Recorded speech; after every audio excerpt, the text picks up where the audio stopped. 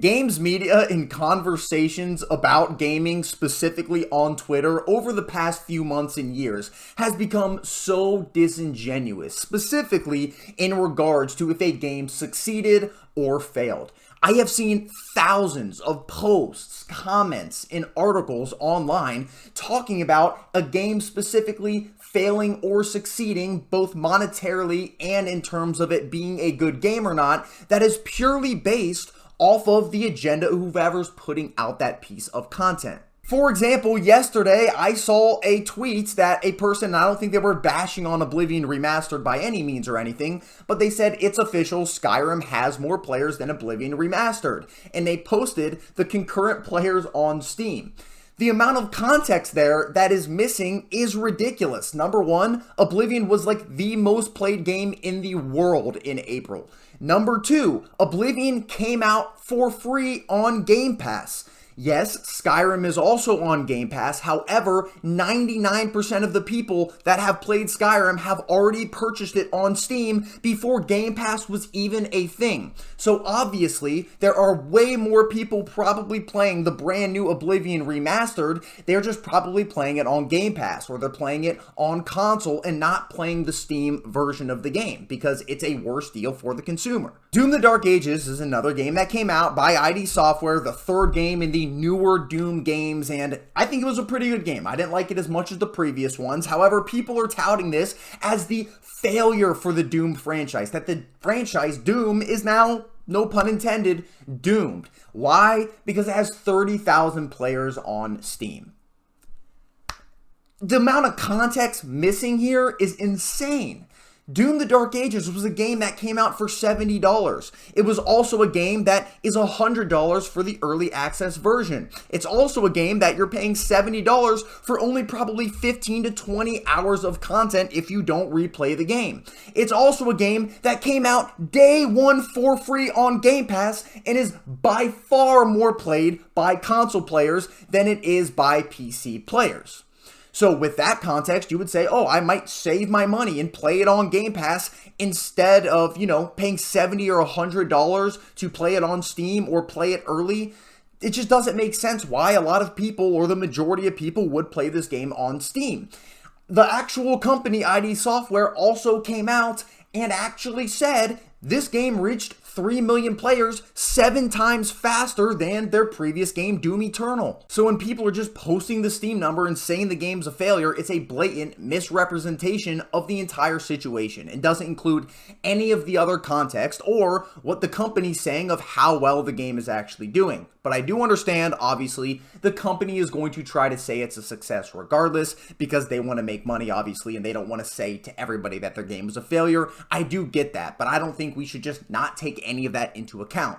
But this isn't obviously always the case. The Steam number can be a very good representation if a game is doing well or not, especially if it's not on a lot of other platforms. If a game is primarily played on Steam and played on PC, then it can be a very good representation of the player base. It's kind of like a game on Twitch. If a game is being watched a lot on Twitch, it's probably a very popular game that a lot of people are playing. But if a game isn't being watched on Twitch, it can be a good correlation to players and people's interest in the game in general. Dragon Age the Veilguard, I think, is a very good example of when people were right about this game. It was getting a relative good number of players on Steam. However, this game wasn't on Game Pass. This game released for $60, and I think a lot of Dragon Age players play Dragon Age on PC. And kind of the whole opposite happened here, where journalists were saying that the game was such a success, and people thought it was a return to form for BioWare, and it was none of those things. How can it be a return to form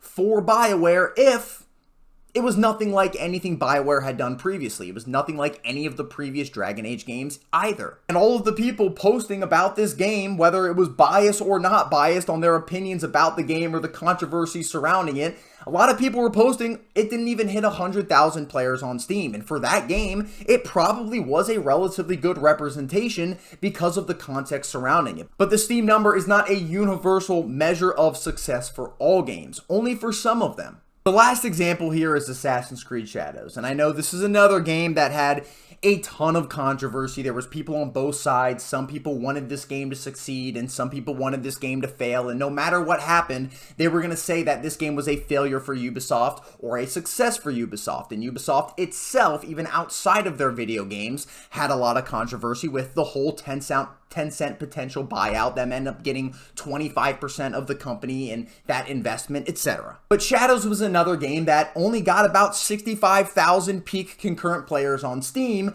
and for the people that wanted this game to fail, they came out full swinging, that this game couldn't even hit 100,000. It couldn't even hit 70,000, and all of the controversies surrounding it destroyed the game, etc. But if you are somebody who knows the Assassin's Creed franchise, you will know that this game is not probably played a ton on PC. I'd say over 90% of the players play this game on console, not on PC. It's always been primarily a console experience as well.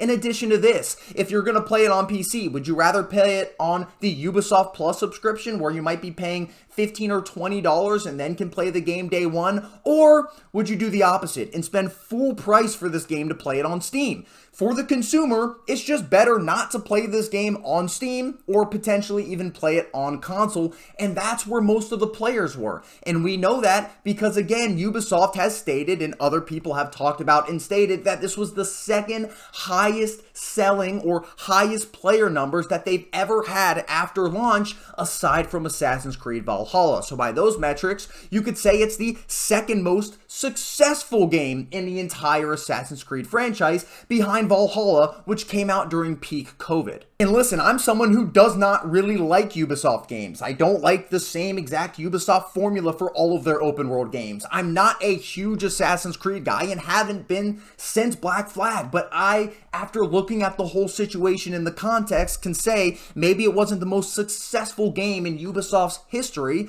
but it was definitely not a failure. It's one of the biggest franchises in gaming, and people have wanted an Assassin's Creed in Japan since the pretty much entire franchise's origin. Again, no pun intended with Assassin's Creed Origins. So basically, in the end, using these examples, I'm just trying to say that it goes both ways.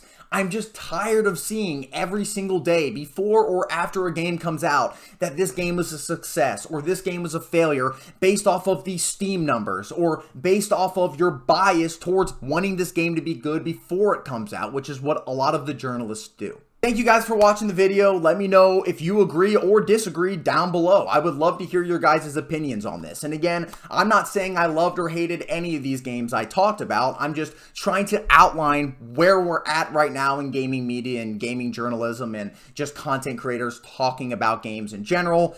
It's just getting annoying. I feel like we're so dead set on a game failing or succeeding before it comes out that we'll use any metric to prove what we already thought about that game ahead of time, instead of actually looking at it from a non-biased view and just saying, this game did well or this game didn't do well, straight up. Thank you guys again for watching the video. Please like and subscribe if you're new to the channel and you like the video that you see here. And for my returning viewers, thank you guys so much for the support. As always, please like the video if you like the video, and I'll see you guys in the next one.